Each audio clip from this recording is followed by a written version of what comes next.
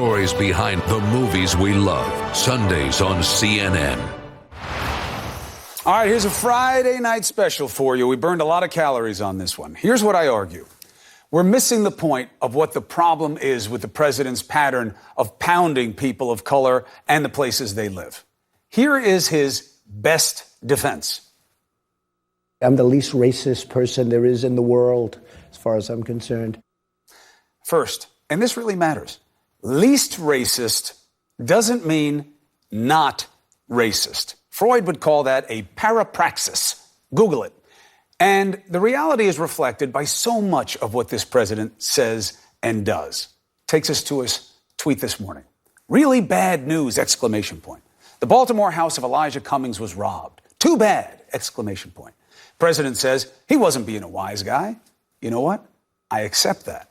What he was being is a demagogue. He's giving people that he thinks are predisposed to dislike people like Cummings a curled lip chortle. But not everyone's laughing. Last night, the only Republican African-American member of the House, I said that too fast, the only African-American Republican member of the House. Think about that. And when you're wondering why the party's so quiet, think about that. He said, I'm not seeking re-election. So now what about all the non-white members of the Congress on the Republican side? How long do they believe they can stay quiet or parse or pretend that this is not about politics of division? What you ignore, you empower, and what you condone, you own. But too many stop the damage at those who are being maligned and those who should stand up against it, like I just did. However, I'll now argue we're leaving out an equally important component. Don't be a sucker, my white brothers and sisters. The joke is on you, too. See the bigger problem. This president doesn't seem to feel a responsibility to deal with places like Baltimore. It's another S-hole that generates people we don't need, apparently. That's why this president jokes about how bad it is there, but has never told you a word about that he feels badly about it and that he's going to do something about it. Why? Here's why you should care. There are a lot of Baltimores. Too many. Urban and rural. What's Baltimore? Budget's too tight, teachers in short supply, stores and factories shuttered, not enough employment. Many of you live in them, of all colors. And if he doesn't care about Baltimore, why would he care about where you live? About you?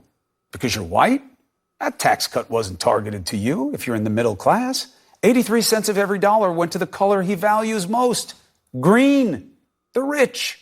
Why didn't 83 cents of every dollar go to you in a tax cut that was billed as a middle class tax cut? How? When you get 17 out of 83. 100 actually, right? Ask yourself, why does this president choose to lie to you like he did last night about the green card lottery system? Here's what he said. You pick people out of the lottery. Well, let's see. This one's a murderer. This one robbed 4 banks. This one, I better not say. Do you really believe there's no vetting, that it's a blind lottery? Of course, that's not the truth. They get the same background check as other legal immigrants. How do you think they get into the lottery? Ask yourself, why does he want to assume that people like you will think that people who immigrate illegally or now legally are a threat? Maybe because he's betting it is easier to get you to blame someone else for your problems than to blame him for not fixing them. But does he really think there are enough people in this country who will get duped by deceptive efforts to divide them? His singularly un-American appeal. Everything he says is not who we are. You have to know that. Is he going to forget that he's supposed to be attacking problems and not just attacking us and what we're about?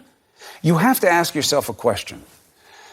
Isn't a president supposed to be someone who attacks racists most, not simply self-described as